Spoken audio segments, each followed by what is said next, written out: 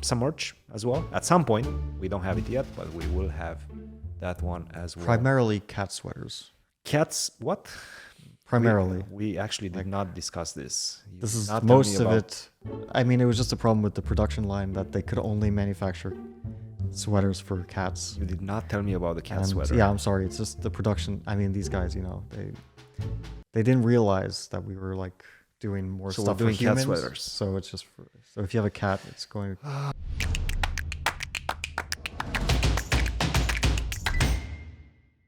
All right, here we go. We're back in St. Louis, another episode. I was out of town. I was in Mexico City, for the World Juniors. You were gone as well. Where were you? I'm not going to say that. Stop it. We've already tried this again. You have to tell us where your undisclosed location was. No, we're not going to disclose that location. Okay, secret. No location. But what were you doing in that undisclosed location? I was filming. Oh, okay. It's finally done after 1 year. Chessable is done. Very nice. Not the company, my course. My course is done. You didn't finish the Chessable company? No, not yet. Dissolve Chessable? No, they're still doing well. The course is going to be released, but I don't know when. But I assume pretty soon. I mean, everything is just up to their editorial process and all that. But my part is done. It's been a while. When did you start it, actually?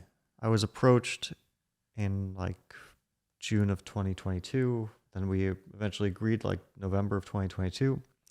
I started working on it briefly then, and then more so in 2023. And I finished the files in July. It's a super long process, yeah? I mean, you really wanted to do something good with this one, it seems. It's 45 hours long, which is a lot. It's not the most. Yeah. There's some people who went crazy and did like 100-hour long things, but it's on the higher side. I think Zvidler's course on the Grunfeld was like 30-hour long. Well, he split into two parts they split into two parts because it was too long. Yeah. One is like 37 hours, the other one as well. So he did probably close to 70 hours. And they split into two parts specifically for that reason. At some point, they were thinking about splitting mine into two parts, but then they couldn't find a way to logically do it. So 45 hours, it was kind of brutal at the end because there was some things like one of their things that they do is they do like a summary chapter. You're right. It's like short and sweet. Short and sweet. Short and sweet is a separate thing that they do to promote. So like the 1 hour long. Like half an hour, it depends. Yeah. But they like releases basically to boost sales, to like give people a taste. But the other thing is just for people who don't want to look at everything, they just want like condensed version. That one is pretty rough to film. Why is that? Well, one of the things is that you don't want to go too long, so you have to estimate how much you show.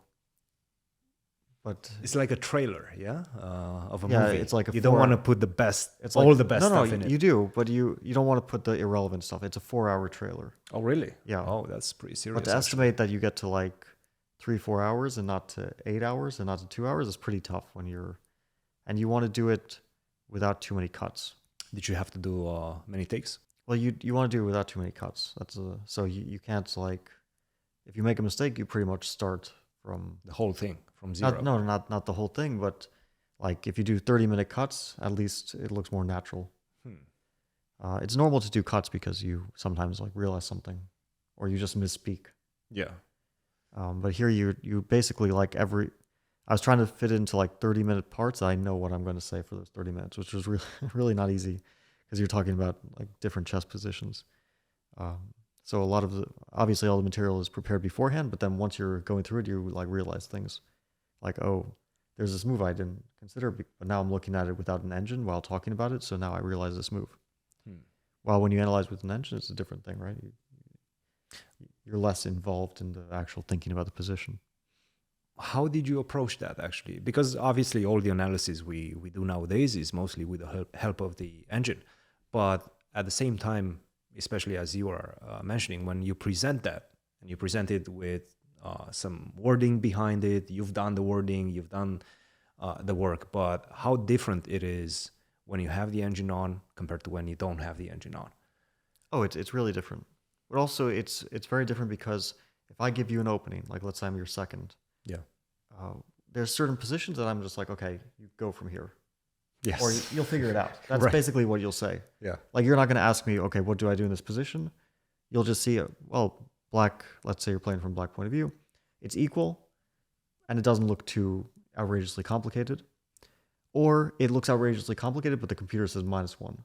And maybe it's like extremely difficult to also get there. So there's no point in continuing. Yeah. Also, basically, at some point, I can just say, yeah, this will never happen. Exactly. But you can't say that in the course. I sometimes say things like, it's very unlikely that you'll get here, so you don't have to worry about it too much.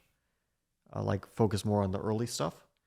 But you can't say something like, don't worry about this because you'll never get here, because then the person watching will be like, well, why the fuck did you even include this? And why am I looking at this position? Yeah. So it's a bit different. And also because it's catering to like 1,400 players. That's like the minimum level of the course. That was actually my next question. 1,400 to what? Well, like, can a grandmaster use it, for example? Yeah, for sure. Actually, I'd say it's probably most suited for like a grandmaster. Okay. But of course, that's a very small audience. But the course is marketed towards intermediate to master. That's their 1,400 is the lowest. I don't know what master is, but basically upwards of, the analysis can be used by anyone. So I wouldn't recommend that like a top player use it, because obviously it's going to be public. Mm-hmm. So it's just a different thing. But if it wasn't like public information, then it could be used. I would use it myself. It's stuff that I would play.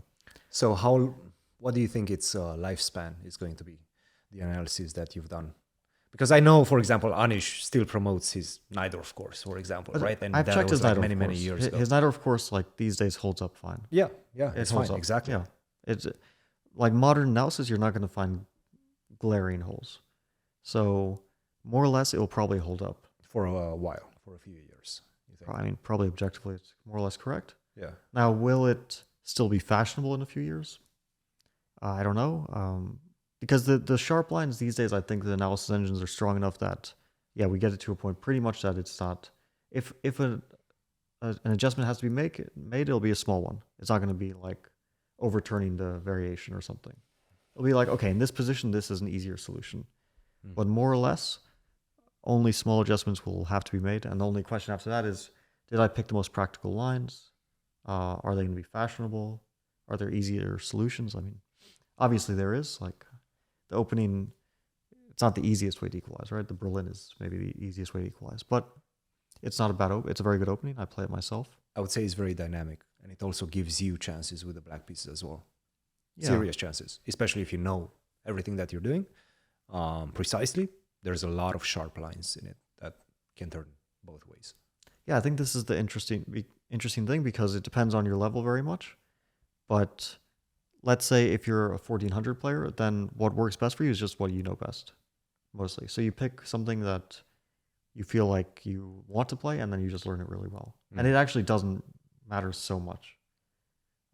So I'm not like selling the opening, but it's just, now if we're talking about a high level, then obviously it's much more nuanced. It's like, let's say grandmaster level, it's like,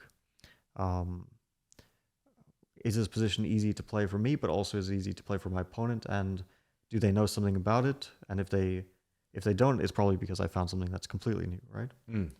Because most people are working on chess, they're going to know a lot of things, and to uncover something they don't know, you'll have to work pretty hard. So it really depends on the level. How should they approach? How should somebody that buys your course approach the course? Because as you mentioned, 45 hours, that's a long time. Obviously split into a lot of chapters. Should you start with the main lines and then branch out to the sidelines? Should you start just in order, chapter 1, chapter 2? How should they approach it?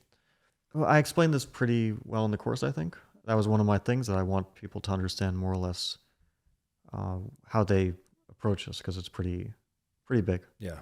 So the first thing that someone should probably do is, if they want like they do the quick starter, if they want like an overview, that gives them basically all the essentials.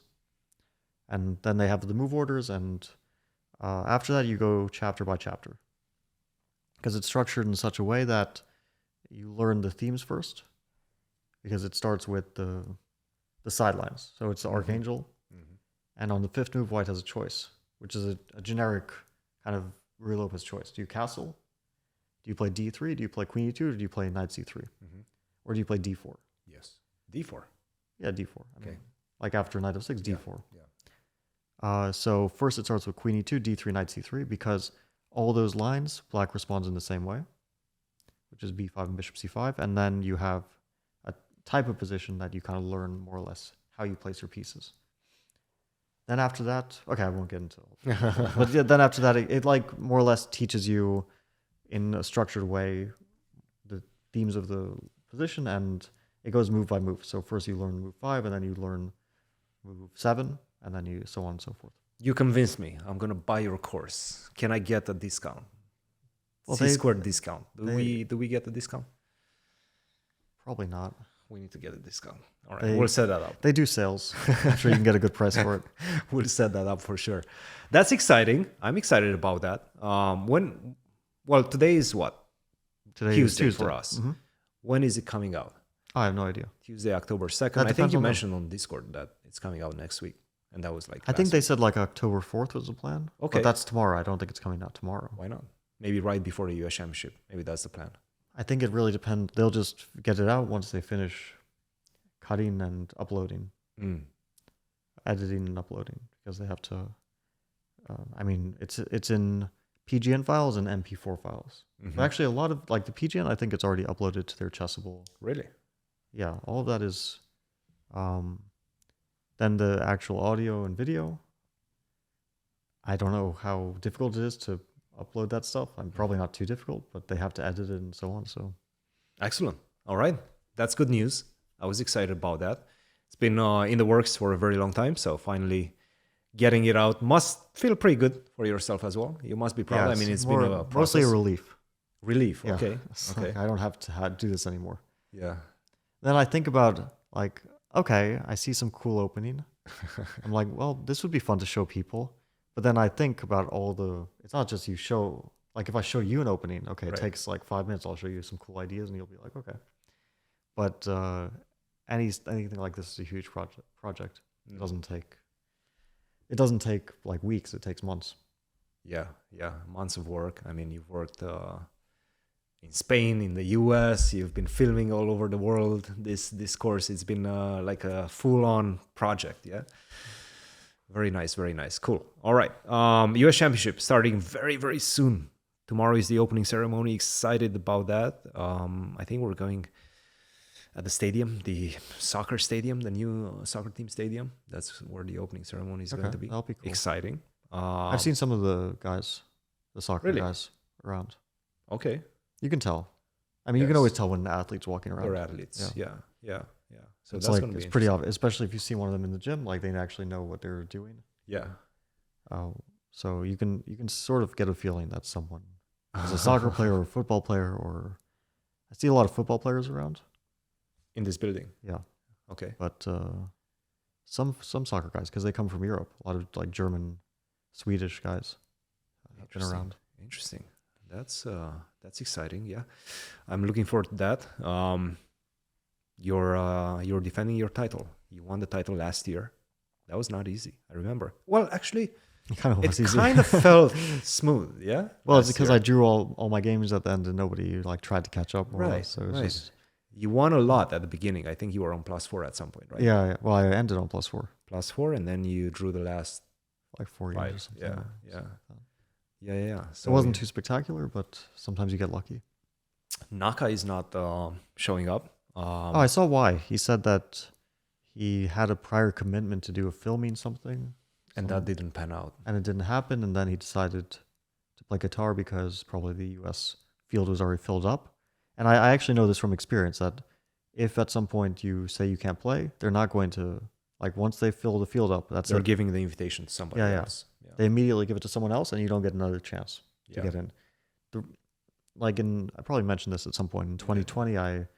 I couldn't play because of candidates. It was like directly coinciding, and so I told them, and they're like, okay. And then later, it ended up that because of COVID, like everything got delayed. So it got delayed till like October, and not only that, it was put online. At that point, I was like, yeah, I can play now, and they were like, well, no more spots. Sorry. Yeah. No, I like that about the club. They keep their and the U.S Championship in general.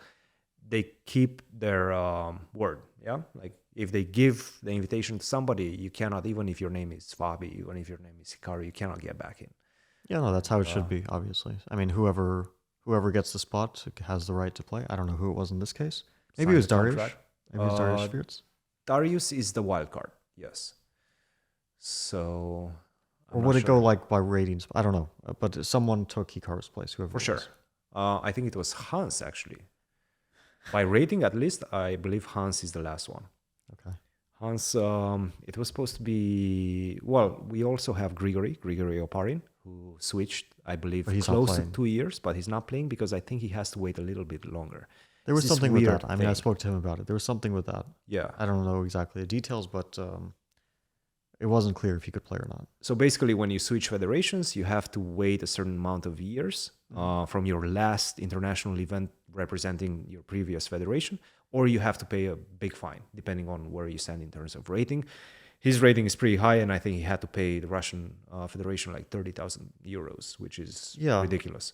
Actually, so this happened recently. I don't know if like people will want us to talk about this, but I just drew like a very clear parallel between this and the federation change. Because there was the FIDE announcement, I forget, it was like a few months ago, about transgender chess players. Mm-hmm.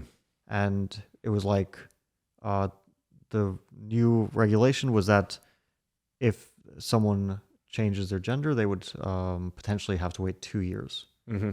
This was the regulation. And it was consistent at least with the federation change, which I know people have a lot of issues with the whole thing, maybe correctly or maybe not. But I mean, with the FIDE regulation, that can definitely be debated, but at least it's consistent with the federation change that it's a 2-year period, which is, I feel, very strict, perhaps in both cases, but at least it is consistent. I mean, I think that they should basically, they shouldn't have these sorts of like long wait times. And these are 2 years in which they cannot play in FIDE events? Yeah, just FIDE events. Just FIDE events. We're not talking about open, international opens, privately organized tournaments, things of that nature. Yeah, no, these are just FIDE official events. It's a FIDE rule. So it doesn't,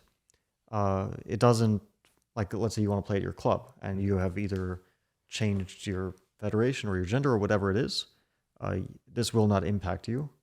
But if you decide to play the World Cup, then it would impact you. Right. That makes sense. Until you're approved for either one of those. Yeah. And at some point, I mean, you start counting, because Grigory, for example, he lost a few U.S championships, which pay very well.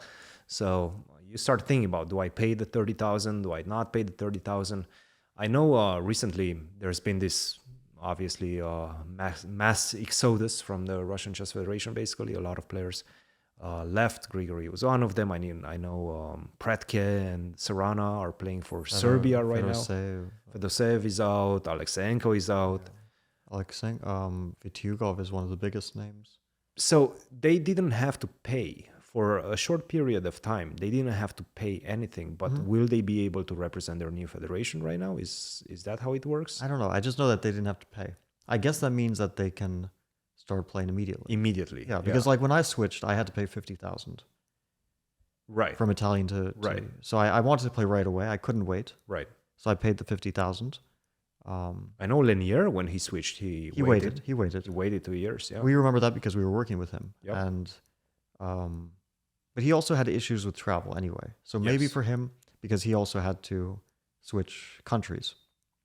So he was on, well, I don't remember exactly. He had the green card situation, so he couldn't travel. Yeah. It kind of worked out for him. Yeah, there weren't as many tournaments. Maybe it didn't work out, but it was maybe it was the right decision. I mean, it's obviously a very difficult period because if you can't play and you're a professional chess player, 2 years, that's a lot of time. It takes away income, but also takes away like equity in your overall career. Yes. That you I mean, let's say you want to on the bench is a lot. Yeah, let's say you want to play for a World Championship, then you're taking away some pretty valuable time. Yeah. Cool. U.S Championship. All right, so who do we have? We have an interesting mix, actually, of players. First of all, we go back from last year when we had 14 players to 12 players again. Last year, it was because of COVID, and we missed a bit And Well, then specifically because they had two juniors- U.S. juniors, two U.S. Open US spots. Opens. Yeah. That was the thing. All right. So let's start with that in that case. Wesley. US Oh, Open. you want to start Andrew Tang. Oh, you want to start from the bottom. Why not? Yeah, Andrew Tang and Mishra from U.S. Juniors. Yes. Abhimanyu. And after that, we go to rating spots immediately. Wild right? card. Oh, wild card. Darius. Darius. Yes. Spirit. And after that, we go to rating spots. So that's Hans, that's Jeffrey, that's Ray, that's Sam, both Sam Shanklin, Sam Savian. Mhm. And, well, there's obviously more rating spots. So there's Lanier, there's Wesley, and there's Levon. And yourself. Well, Wesley's, I guess, the highest rated among them. Then probably Lanier, then Levon. And then I'm from the U.S. Championship last year. I don't think I take a rating spot. I think you take a rating spot. I think the winner The champion automatically qualifies. Automatically? I believe so. Okay. That's interesting. I didn't know that actually. I thought it's top I 9 could be wrong, but I believe so. by rating. That's right. I mean, it would make more sense, right? Like, if you would expect that the winner last the year, champion should get in. Like, yeah. let's imagine that it's someone who doesn't qualify by rating. I mean, it happens in the candidates. It should happen everywhere in this Yeah, big events. I think it would be very weird that they would exclude the previous U.S. champion just because. Like, okay, let's say, I don't know. Doesn't qualify by rating, let's say. I mean, rating is very difficult to qualify by. Let's say someone like Jeffrey could easily not qualify by rating. He could also easily win the tournament. Yep. And, okay, then it would be really weird. Like, Jeffrey wins the tournament next year. Sorry, you didn't have the highest high enough rating. No, so I'm pretty sure that the U.S. Championship spot does guarantee a spot next year. Very nice. Well, this you're defending the title. In case you win it, it's going to be your third U.S. Championship. Those are not easy to come by. The first one was 2016. Second one 2022. Yeah. So you had to wait quite a few years. Do you know who leads U.S. Championship wins? I want to say there's a tie. I know Hikaru has 5, right? Yeah, Hikaru has 5, but he does not lead. He's not leading. Not even close. Kamsky? Kamsky doesn't lead. No. But I think he has more than Hikaru. I think he has 6. Okay. But, okay, one name should be pretty clear. Bobby. Bobby has 8. 8. Who else? Who else has 8? But who else? You know, you're testing me right now. Yeah, I know. Okay, you're testing me right now. Okay. I give up. I don't know. Sammy Reshevsky. Oh, okay. How Which many does does he have? 8. That's not a surprise. 8. Big surprise. They both have 8. Okay. I mean, there's some names that you'd expect at the top, like Yasser is near the top. 4. Yeah. Yeah, 4 is pretty good. Wesley's 3. I mean, there's a lot of players like Lev Albert, players like that who have a bunch. Mm-hmm. So, yeah. Obviously, Hikaru is near the top with 5 and Kamsky. It's always that question, right? Do you feel it's more difficult to win it right now than it was Of course. 50 years ago, Of 40 course, years yeah. ago, 30 years ago? We have how many people from the top 10? It's ridiculous, yeah. Yeah. If Hikaru was playing, then we'd have 4 in top 10. Is Lanier in top 10? Maybe. No, for sure not. At least 3, but Lanier is very close to top 10. Very close to it. I mean, I've been looking at the way the federation by rating changes every month, and I think it was Russia, Ukraine, and the U.S. and they were vying for position for the last 6-7 years, but now the U.S. is the highest by far. Yeah. Russia is Russia lost all their players. really suffering right now. Yeah. I mean, okay, they still have a very good team. Let's say in the next Olympiad, they have Nepo, they have Jan, Grishuk. they have Grishuk, and they have Karyakin.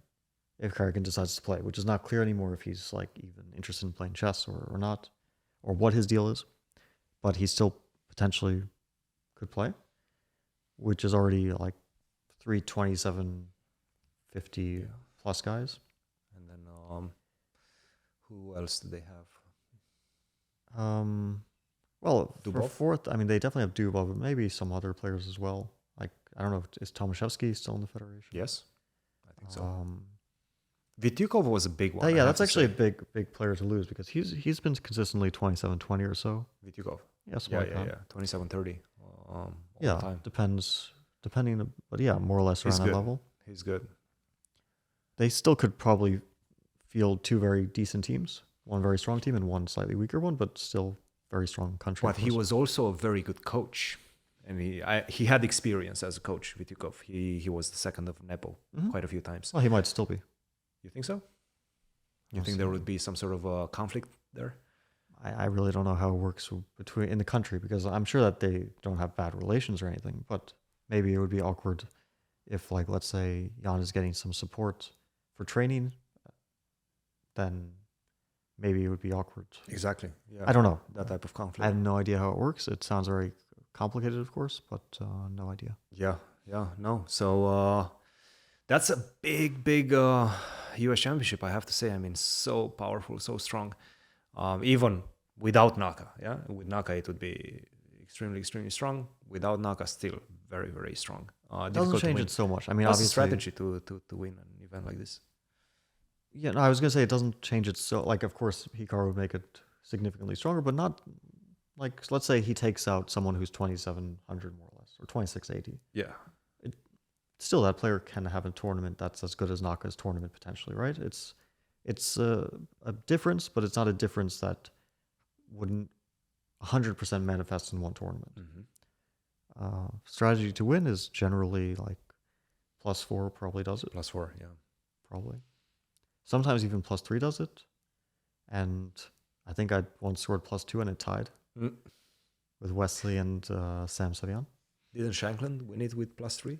Shankland won with +6. +6? In 2018, I actually got +5 and it wasn't enough. It was extremely badly. Extremely pretty bad wrong, luck. Yeah? I had a good tournament, +5. I lost to Izoria. Ah, that was the one, yeah. He won in the last round against, I'm not sure if it was Chris, maybe a Wonder. A Wonder. Yeah, a Wonder. He beat the Wonder in the last and one. the Karakan. Like, he got him from the opening. Yep.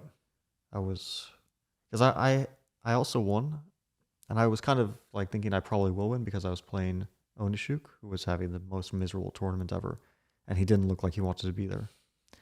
And yeah, but it wasn't enough.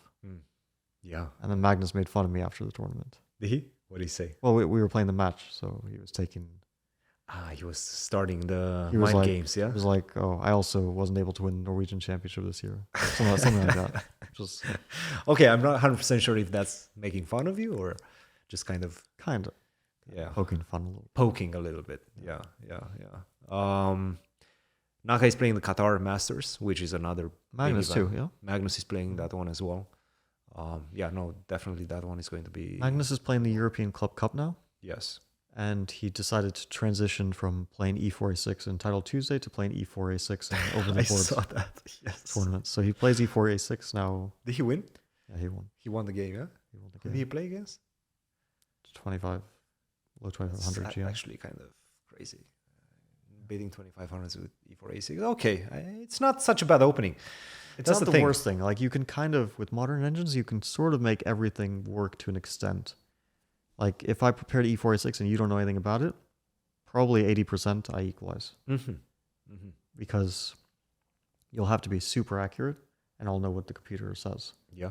And if I get worse, it'll be a tiny bit worse. And you kind of know the direction, right? I mean, E4, A6, probably white is going to go D4, going to try to be aggressive. And after D4, you play E6. It's not like you're playing B5. Basically, A6 is like usually A6 was connected with playing B5 and playing a pretty shitty position. Yeah. Now it's connected with E6 and then D4 and then D5 and then C5, which is basically just playing a French with a different move order. Like back in the day, E4, E6, D4, D5. Knight D2, A6 is like a very, and then C5, like it's a very common move to prevent bishop B5. I think Anish had a very funny tweet about it. Let me see if I can find it. Basically calling Magnus a chicken. Let's see. So after he played, So Agabador was like, okay, you prepare for a nice classical game against Magnus, and he plays one A6. And then Giri retweets, and he says, and then 2 E6, like a real chicken. Yeah, it's like Magnus is not throwing caution completely. It's still impressive, but he's not playing crazy stuff. Yeah. I think it like E4, A6, and then E6 is a little bit less risky than, let's say, playing the Pirk. Like maybe Pirk is one of the more uncontrollable ones. And then if you're like talking about openings that are kind of just sad, it's like the Scandinavian. These days it's just sad. It's not even like it's not like you're losing. You just get a pretty miserable. My student actually wanted to play the Scandinavian last round. Which student? Sorry, not the last round, the penultimate round. Bella Krasteva, who at the juniors, she was playing in the women's section, and she wanted to play the Scandinavian against Carissa, I think. And it was like, no, don't. You're not touching the D pawn. I think it's better to play the Alekan. Just play something. Like, yes, it's a bit better. Yes, at least it gives White a bit less freedom in terms of like ways. Like White has a pretty narrow path probably to a slight advantage in that. Yeah, I mean the Scandinavian, you're just giving up so much space, right? It's just like central control space, and you don't get much in return. Yeah, I think it's just like modern analysis is not really favoring it too much. Yeah, and White doesn't have to know a great deal. It still can be pretty confusing to prove an advantage, but like in Blitz, it works out fine. I mean, I was struggling so much against Shimanov, who always took on d5, knight c3, queen e5 in Title Tuesday. And then he would play knight c6. Queen e5 check, not queen e6. No, queen. Because queen e6, I think, is called the Patzer variation. No, queen e5, bishop e2, bishop g4. This was the idea. d4, take on e2, knight e2, and then I think he put the queen on a5. That sounds like or maybe h5. nonsense. And then knight c6 comes, long castle, and you have to kind of concretely know. He was playing it against everyone. Then people started to analyze it. And then like, turns out that after knight e2, like knight c6, d4, queen moves. I think it's queen h5, then queen d3 is particularly strong. Something like that. I don't remember the details, but at some point, I think Giri played it, like analyzed it and beat him. He destroyed it. Prepared for his shitty queen e5 and beat him in a blitz game. Oh. So people have these like little blitz openings. Like today I played the Blumenfeld Gambit. Which is Did also... you stream it? Title Tuesday, right? No, I didn't stream Title Tuesday. I played it against like a good player, Drigalov. Yes, I played him. I played him in the last round of the last playing Champions Chess Tour. Not bad. Yeah, I played the Blumenfeld. I got like significant advantage from the opening because I knew it basically, and he didn't. Yeah, he knew like almost nothing. Which, if you don't like analyze it, then of course, what are you gonna know? So, yeah, these blitz weapons are very effective. Even e4, a6, if you know it well, your opponent doesn't. Like it's a very effective opening. Yep. Let's stay with the U.S Championship for a second because let's talk about underdogs. Who would you call an underdog? Who would you call a wild card? Like an underdog in terms of like a dark horse? Or dark horse, yes, that's a better word. Or just an underdog as no, dark horse, because we know who the underdogs are on paper. But who's a dark horse?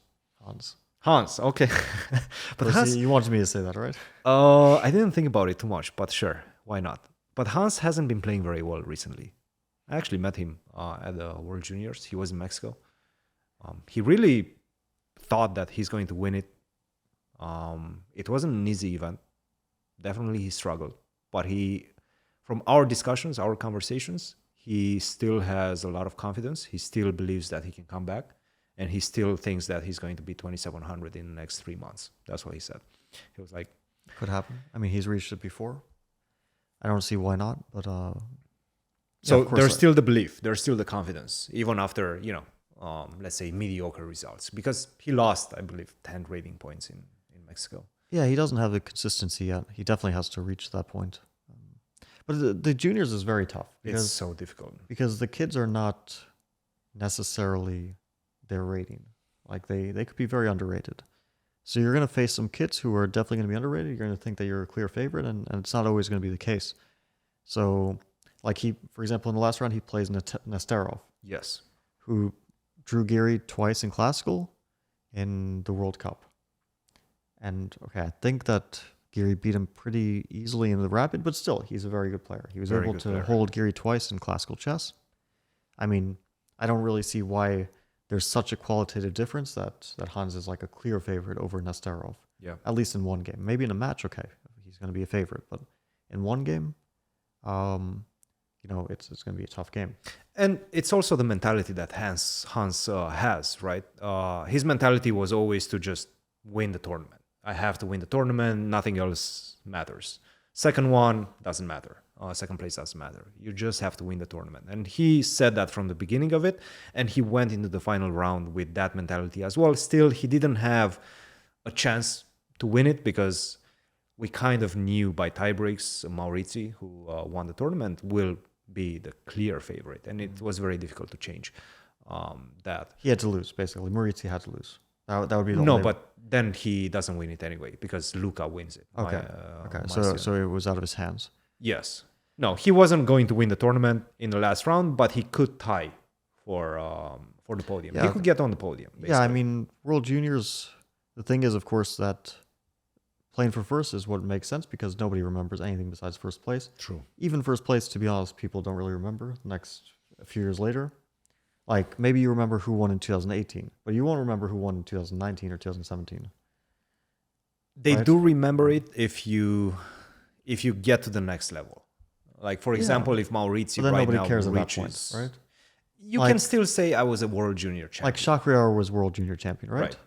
But who cares? I mean, he was a top player. That's not... When we mention Shakriar Mondiarov, we don't mention he was World Junior Champion. We mention that he was, like, number 2 in the world in 2800 in 2018. If we mention Magnus, we don't say, oh, he was never World Junior Champion, which I don't think he was. Like, who cares? The same for any... Like, if you reach a level, it doesn't matter.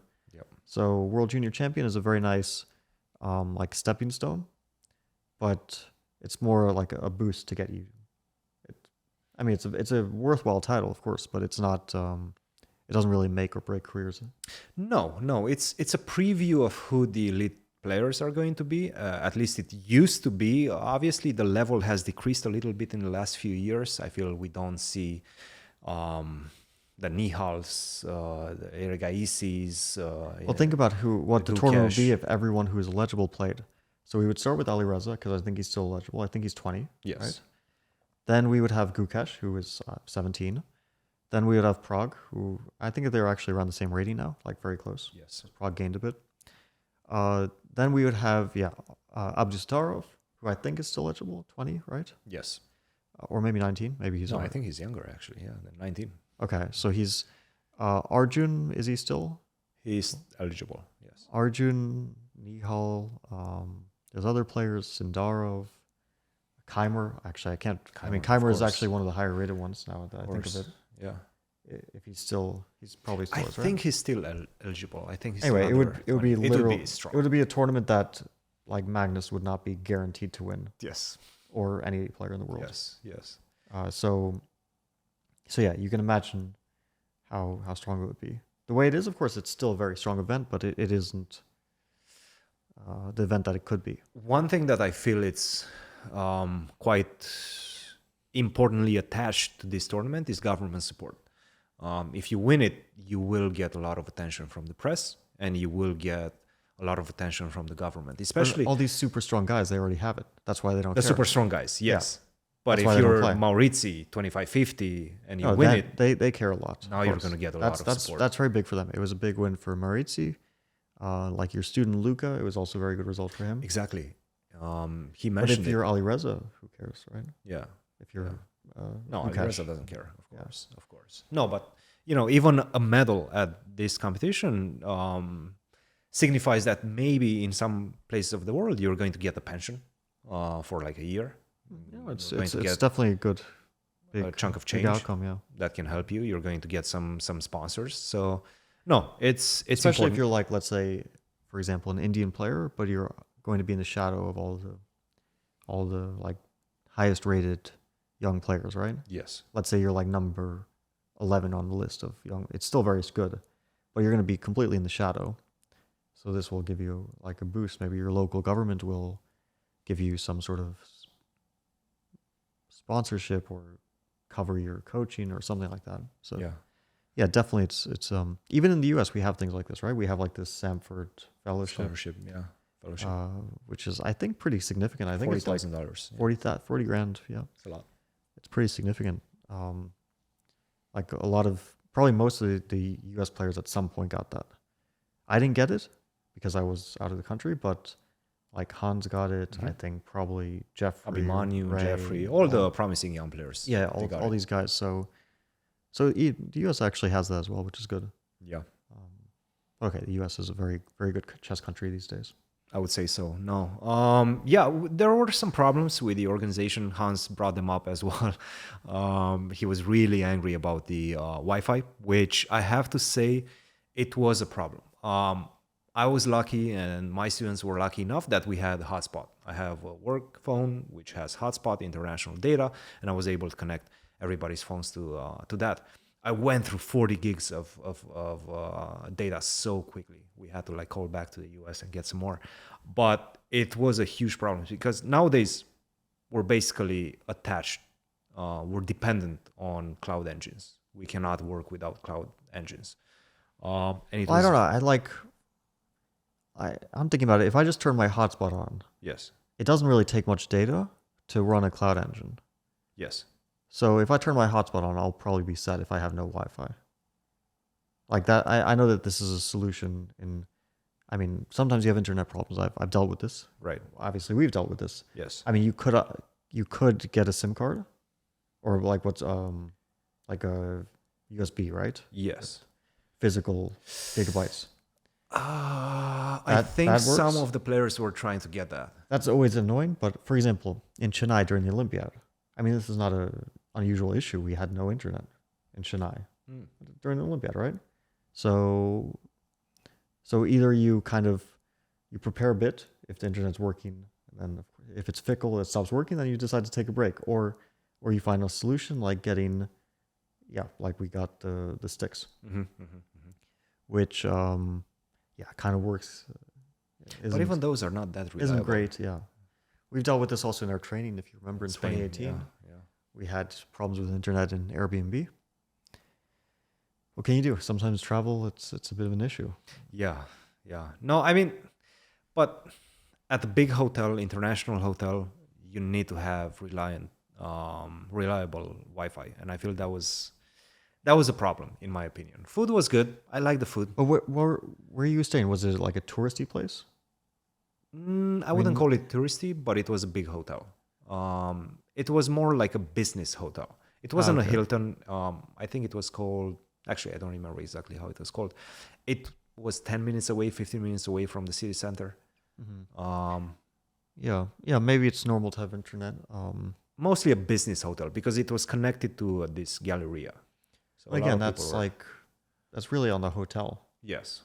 I mean, I not wouldn't on the blame organizers. I wouldn't blame the organizers too much for this. Of course, they could vet the hotel, but let's say you go to a hotel and you try the internet for 5 minutes, it works, and you're like, okay. Yeah. I mean, are you really going to like monitor it constantly and then decide? People don't do that. So, not the most unusual issue I've had, especially back in the day, right, when internet was more unstable. But back in the day, we weren't using that many cloud engines. Like everybody 5 years ago was using their own laptops. You have a good laptop, you're going to be able to run a decent engine. Nowadays, you cannot do anything with a laptop. I mean, you can, but it's not really reliable, I guess. You could always turn Lilo on your laptop and get crushed. Maybe it'll work out by a cloud stockfish quickly. Yeah. But that was good. I liked it. First time in Mexico for me. I enjoyed it. We went to the pyramids. That was an interesting Teotihuacan. I think Teotihuacan pyramids. I'm sure somebody's going to correct me in the comments, but it was good. I had a lot of fun. Have you been to Mexico? Yeah, I have something. I'll show you. Oh, you're going to show me? Whoa. That was not planned. What is that? My Mexican owl. Well, it's a flute. Can you play it? No, I mean, I probably could, but who I bought it from showed me how to play it, and you're not proficient in it. I'm not proficient in this flute, but it's a little sort of owl. I guess. Beautiful. I don't know what kind of bird it is. It's beautiful. I got it at Chichen Itza. Also pyramids, also very nice. Very impressive how they built those. All right, so let's put it next to the goat. Yes. All right, what's the story of this goat, actually? It's a very interesting goat. Very simple. It's a simplistic goat. Yeah, it's a minimalistic goat. Minimalistic goat. I like it. Yes. Where'd you get this one? Well, we don't disclose that information either. So much secrecy. So much secrecy. I like it. I like the goat. I like the owl. You have beautiful animals in this house. I have others, but I don't know where they are. But these are the mainstays. I also have some bulls from India. Actually, some nice bull coasters from India. We'll see them in the next episode for sure. U.S Women's Championship. Let's talk about that as well, because we have some interesting stories in that one. 8-time national champion, Irina Krush. But she's one of the favorites also. But we have Alice Lee.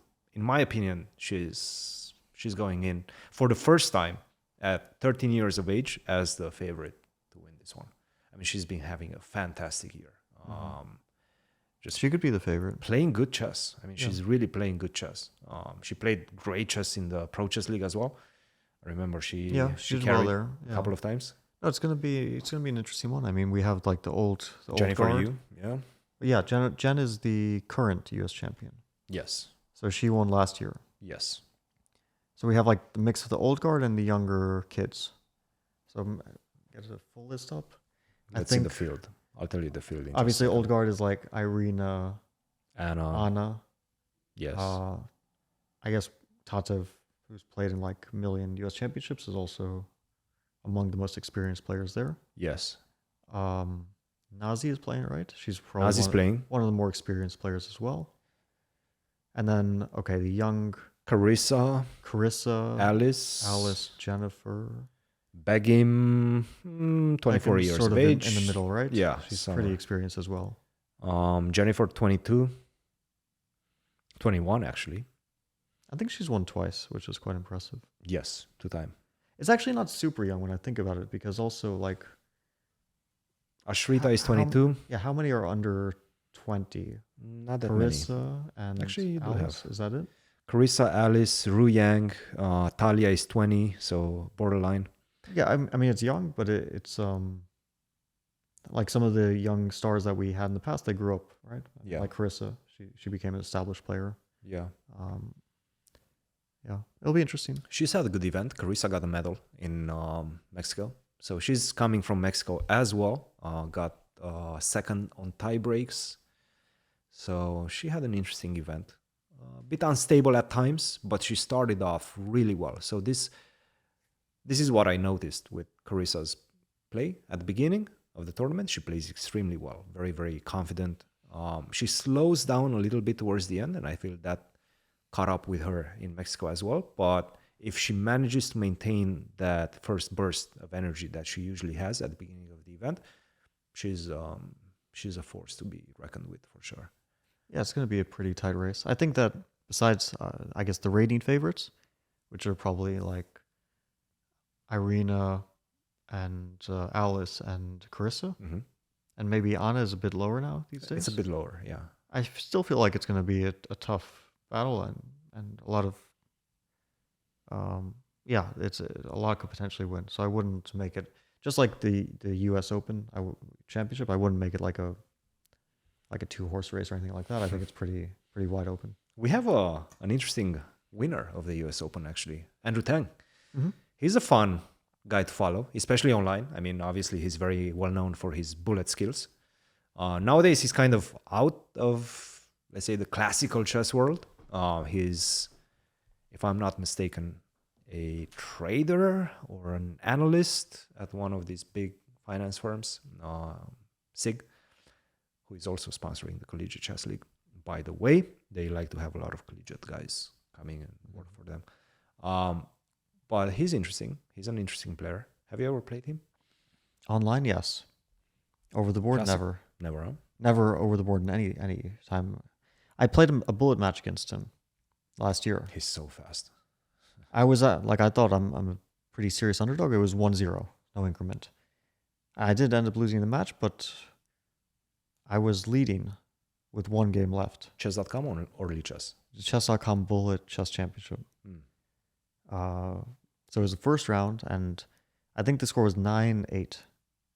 Leading with 1 game left. I was very surprised. I lost that last game, and then we went into overtime, and he beat me one game in overtime. It was pretty disappointing, but okay, I don't... for me, Bullet is just something do very occasionally for fun. I'm not very good. I mean, compared to like the good guys, like the really good guys, but still, I have like some skills which I don't really manage to show. Usually, I choke these matches, but like, okay, I'm not terrible. It's just these guys are very good. Like Andrew's very fast, very fast. I think he was also off form when I played him, so he would probably be more of a favorite. And yeah, I played this year, obviously the one which Hikaru won against Magnus, which was fun to watch. I played it as well, and The Bullet Championship. Yeah. That one I didn't follow, actually. Well, Hikaru beat Magnus. It was a double elimination. I lost 2 matches.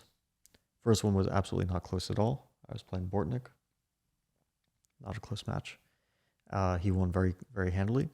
And the second match was very close. I played Lazovic. I mean, I lost, but I really shouldn't have. I remember that. Now I remember. Yes, they all just come and go. Yeah, it was. Yeah, I kind of choked that match a little bit. I really should have won that match because I was leading. Okay, I was also, my brain was fried because I was recording Chessable at the same time as playing Bullet. I was like, couldn't see the board. Yeah, Magnus was playing the thing completely drunk, I think, or not drunk. Maybe just hungover, but pretty good. Then I played this Chessbrah tournament. You remember that?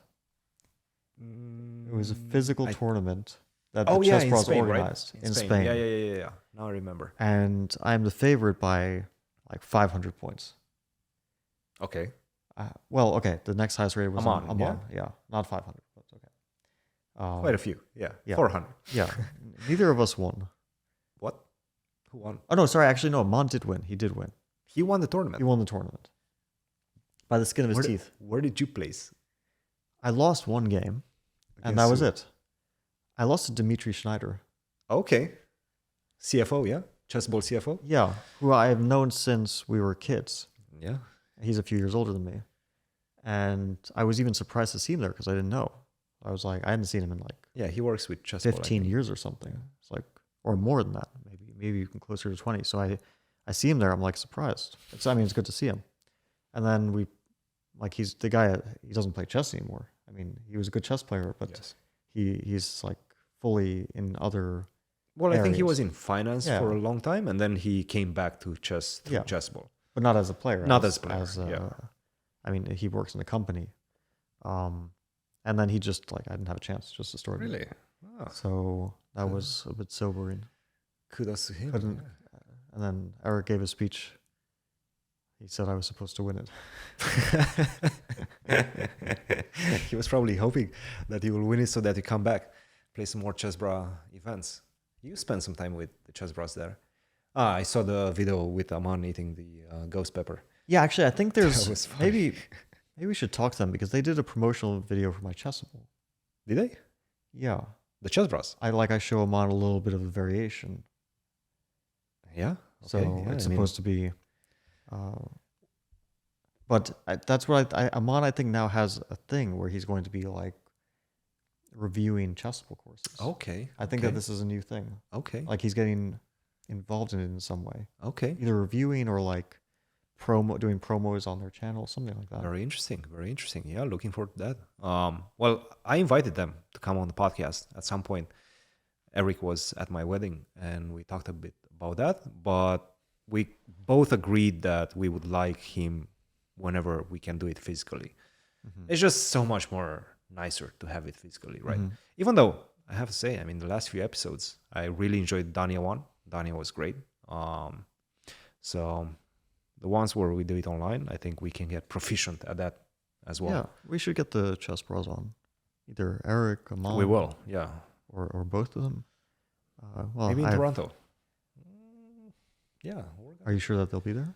Oh, they live in Toronto. Yeah, of course. Yeah. They should be there unless they're crazy and gone somewhere. Yeah, no, I forgot for a second that they're actually because they bounced around for a while, right? Yeah. But yeah, used to be part of the crew, sort of. Yeah. But then they used to come to St. Louis a lot, and not so much. They used to live in St. Louis. Yeah. They were kind of moving back and forth, but they had a place here. Yeah. And yeah, good old days. Good old days. All right. Where do we stand? Do we have anything else to? I think we more or less talked about a lot of things. European Club Cup, Toronto touched upon that. We're going to talk about that at a later time as well. Yeah, we covered a lot of things, a lot of ground. U.S Championship starting in just a little bit of time. We do have some big news at some point. I don't know exactly when this one is going to be aired, but why not? Let's just say it. Yeah, we have a website coming out, c2pod.com, c2pod.com. Go and check it out. Hopefully, it's going to be live by the time we release this episode. c2pod.com. That's where you can listen to our podcasts. You can get redirected to whatever platform you're using to see and listen to our podcasts. So check that one out. We will have a some merch as well at some point. We don't have it yet, but we will have that one as well. Primarily cat sweaters. Cats, what?